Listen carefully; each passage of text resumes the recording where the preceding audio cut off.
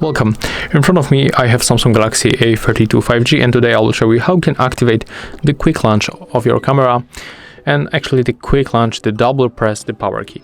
So at the first you have to go for the settings. Next we have to tap on the search bar and type double press. Go right here for the advanced features and then tap on the switcher to activate the double press.